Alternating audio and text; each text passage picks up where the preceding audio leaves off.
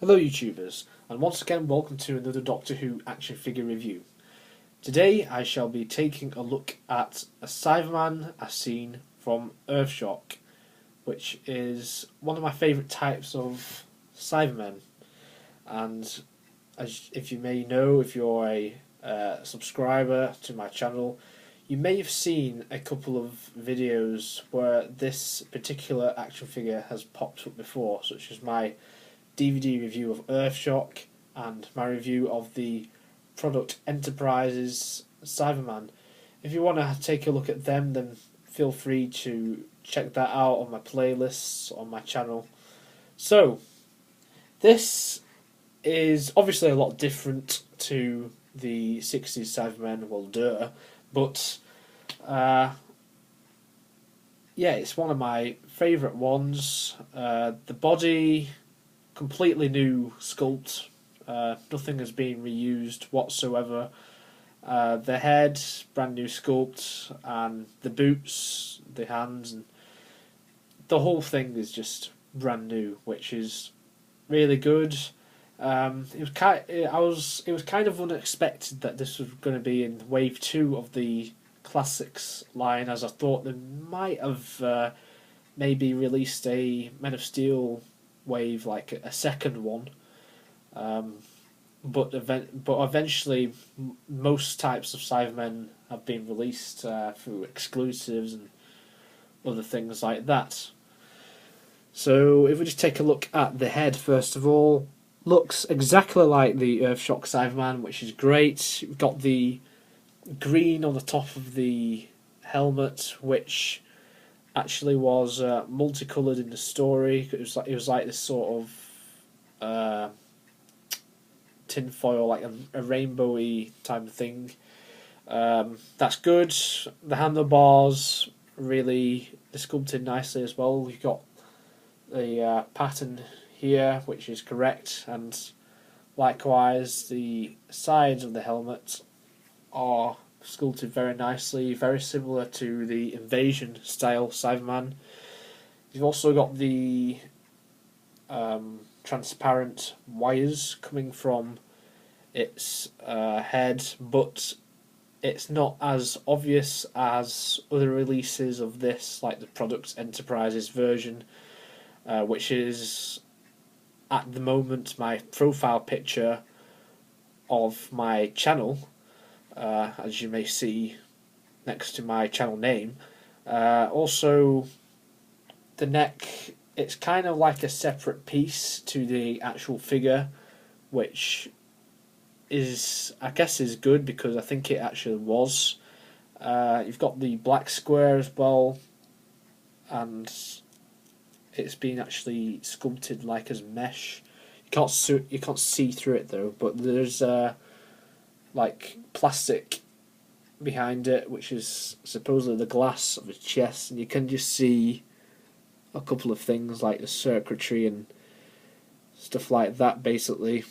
And the eyes do not have the tear marks like the Invasion Cyberman.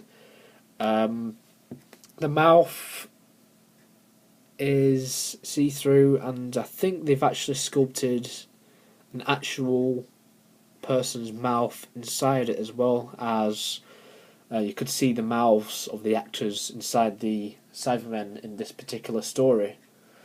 So that's good. He's also got like bolts sculpted like underneath the mouth as well, and the piping on the chest as well, really good. And we just have a look at the back. That is what the back looks like. So you've got the screws on the back of the head, which I've said before have been notable on Cybermen, like the Invasion one. I think that had a one screw, whereas this one has two. So it was more secure for the actors, which was good. But they must have been absolutely roasting inside these costumes. The actual body is really nice. You got all these nice detailing, and like got like this netting here, which was on the actual costume. It's all painted silver, which is really good. And the back, I really like the back. I think it looks really good. Very retro 1980s. I like it a lot. And that's all just sculpted onto the back of the figure. It's not actually like a separate piece.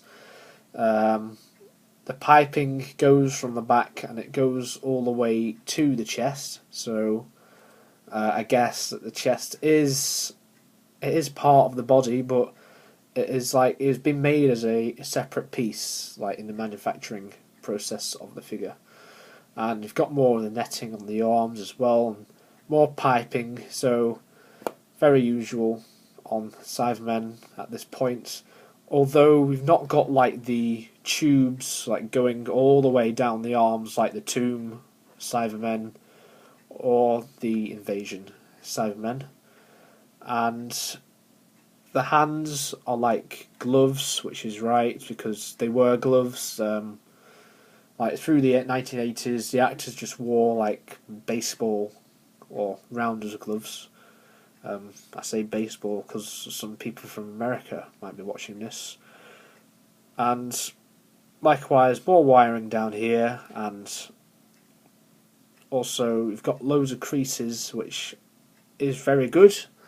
And he has boots as well, which is also very good. And the very bottom of them have been painted in a different shade of grey, which is very good.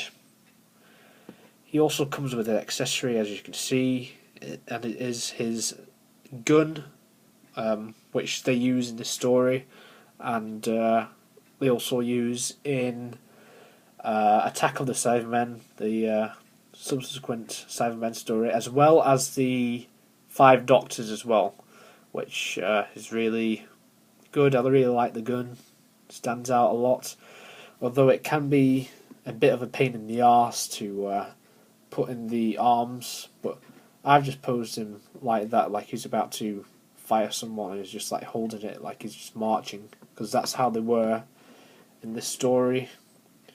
So the articulation in this figure, the head does not move at all, and like I said, the chest area can move a bit, so it's kind of like the 10th Planet Cyberman, as that was like a separate piece, but it's not removable, so don't try and take it off. The arms can do a 360 degree turn, and the biceps and elbows likewise, and the gloves can also do that. The legs and the hips, they can do a 360 degree turn, so if you want to pose them like that, then feel free to. And the knees can bend and the feet don't. So overall the articulation is very good, even though the head doesn't move, but the heads didn't move in the story, unlike the newer types of Cybermen in the new series. So that is pretty much all I have to say really about this figure.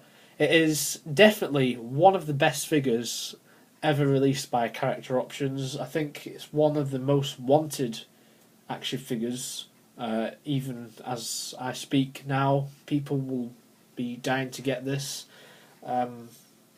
Whether it's on eBay or Amazon, check it out, as I'm sure it may be. But I found that this figure was very rare, and I only just got this like off Amazon, as all the other figures back in 2010 I got at retailers. So this was the most rarest figure. So like, every time I went into a shop that sold the Doctor Who action figures, I could never find this action figure, which was really a pain, because I really wanted this figure more than any of the other figures in this wave, like the Master or the Ice Warrior or the Morbius creature. But I eventually got it on Amazon like later in 2010, and I got it, and it's now and I now proudly look at it as part of my collection. So once again, YouTubers, thank you very much for watching my action figure reviews. Stay tuned for more by me, the Obsessed TV in 95. I hope you are having a great day, and as always, cheerio.